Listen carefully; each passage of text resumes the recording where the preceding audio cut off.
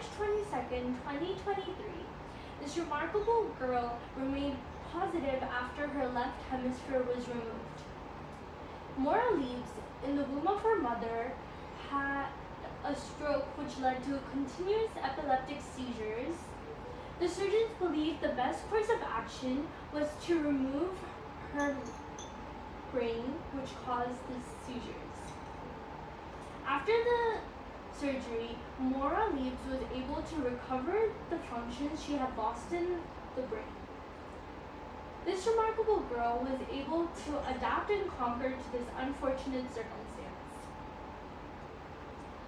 On April 27, 2025, the National Library of Medicine took the statistics to see how many people are receiving the proper care that they deserve.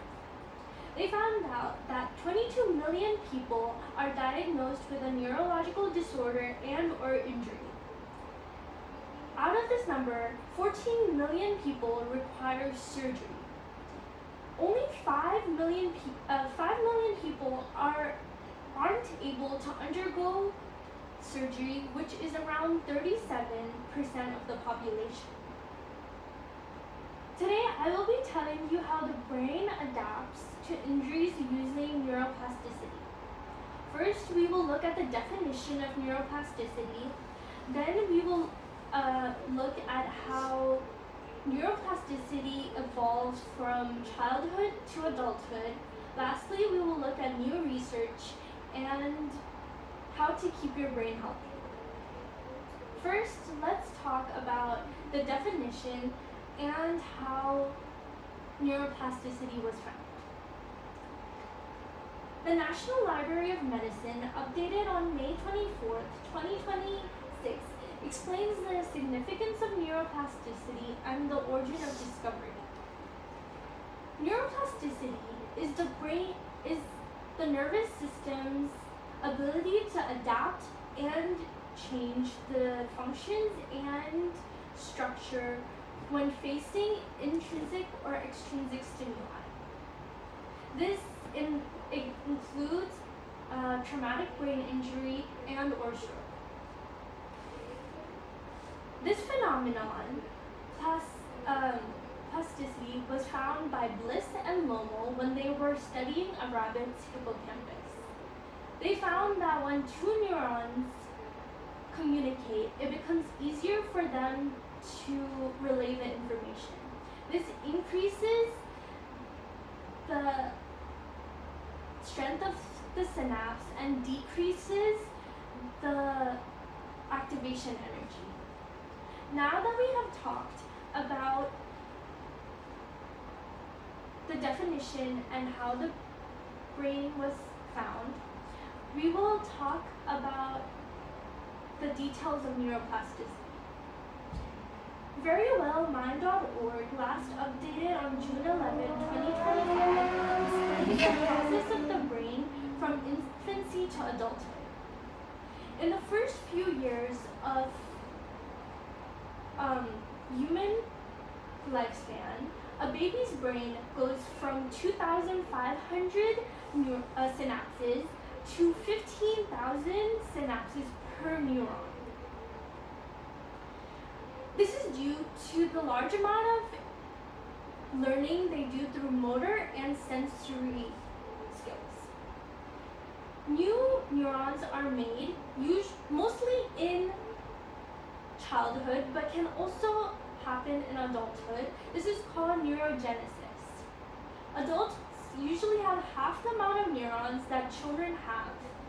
This is because of the use it or lose it phenomenon. Synaptic pruning.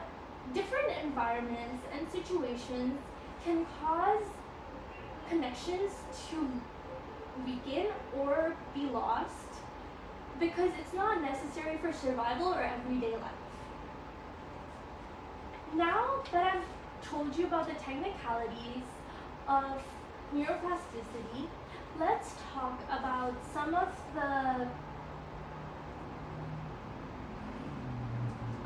the new research and how to keep your brain healthy.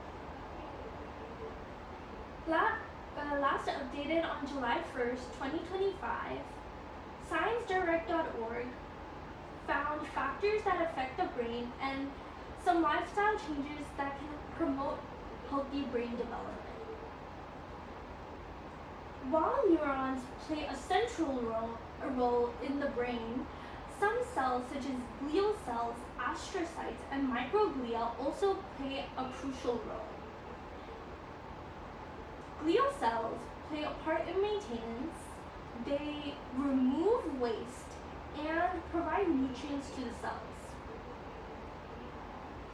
Astrocytes help provide homeostasis in the brain and also strengthen the brain-blood barrier.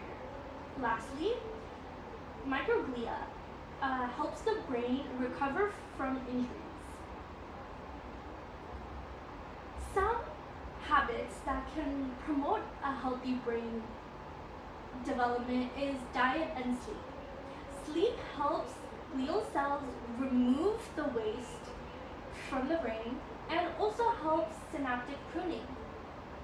Diets such as fatty omega-3s and nutrients help are anti-inflammatory agents and also promote neurogenesis. Now that we have talked about neuroplasticity, first we talked about the definition and how it was found. Then we talked about how it develops from infancy to adulthood. Lastly, we talked about how the new research and how to promote healthy brain development. Just remember that Maura Leaves had her left hemisphere removed, but she was still able to adapt and conquer. The brain is a very amazing muscle.